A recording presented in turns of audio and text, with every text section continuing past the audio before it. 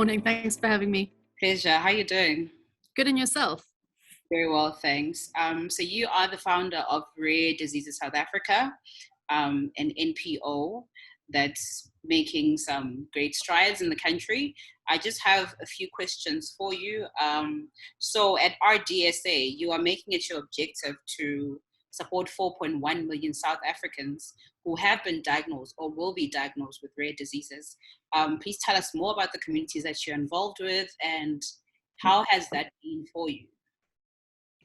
So as a collective organization, we know what it's like to feel isolated and alone. So we assist all rare disease patients.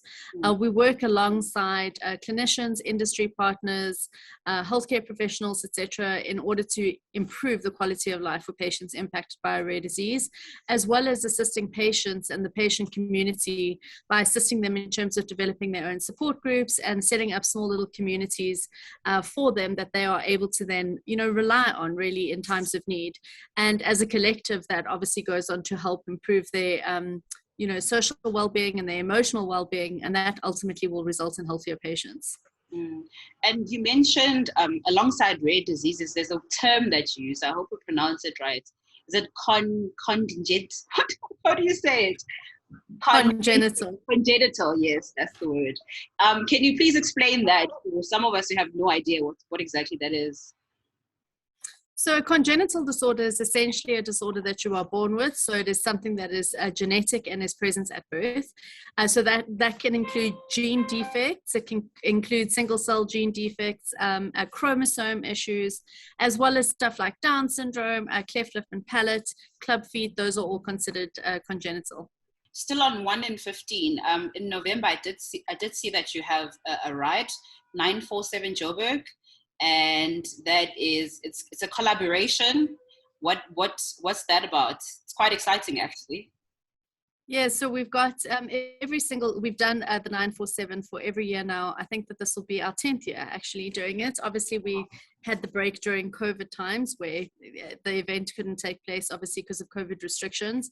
Yeah. But the ultimate aim of this event is, really to get people to use their mobility to benefit others. So it's a really, really dynamic, exciting day where everybody gets to go out and ride their bicycles around Joburg, and it's a huge event. It's one of the biggest cycle races in the world.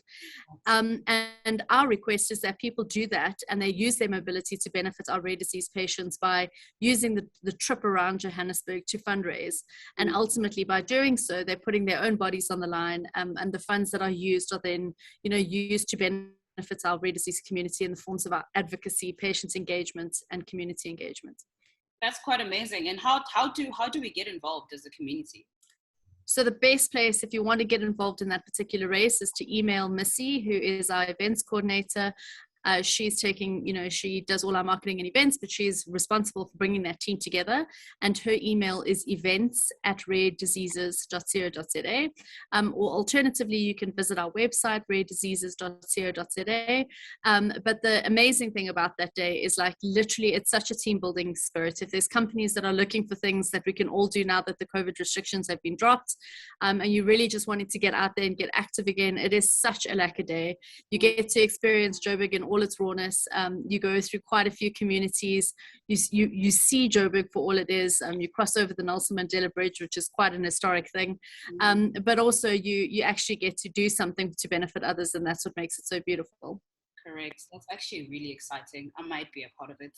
So tell me, which other initiatives are you currently working on as RDSA? So obviously Mandela Day is coming up around the corner. So we've obviously got quite a big activation around Mandela Day, and that is our Open Me When initiative. And essentially what it is that we ask members of the public to you get selected a patient and you write them a collection of letters that they can open on different days. So one is open me when you're happy, open me when you're sad, open me when you're having a bad day in hospital.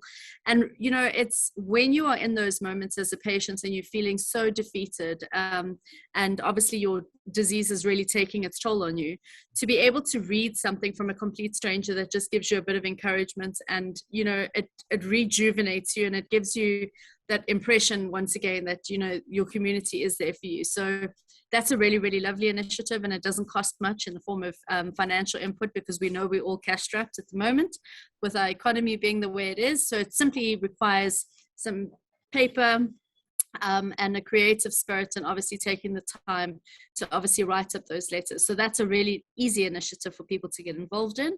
Alternatively, we also have our Rare Bear program, and the Rare Bear project is essentially women in the Kai Sans community that we support through educating them on crocheting skills, and they create these beautiful little bunnies.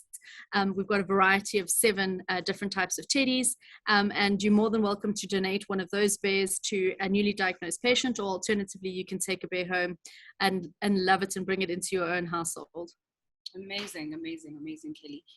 Lastly, how does one get involved with RDSA in the form of donations or maybe volunteering, etc.?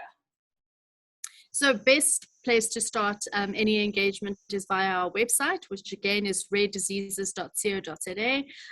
There is a variety of options in the donating space that you can, if you click on the donate button, it'll take you to a variety of options. There is also, in terms of if you are an identified patient who hasn't heard from us, or you're a patient that possibly is impacted by something rare, you're more than welcome to register as a patient, as well as clinicians, healthcare professionals who might be listening and see this. You know, it is also an opportunity for them to engage as well. And also as a volunteer, you know, sometimes we need very, very simple services, like basically being a buddy. So it might be helping someone pick up groceries, giving someone a lift to or from hospital, those really, really basic things. So if you've got a couple of spare minutes in your day and you're wanting to find something to do, just pop us a mail or contact us through our website, and there'll always be something that we can, you know, find for you to do. Okay, amazing. Thank you so much, Kelly. We're done.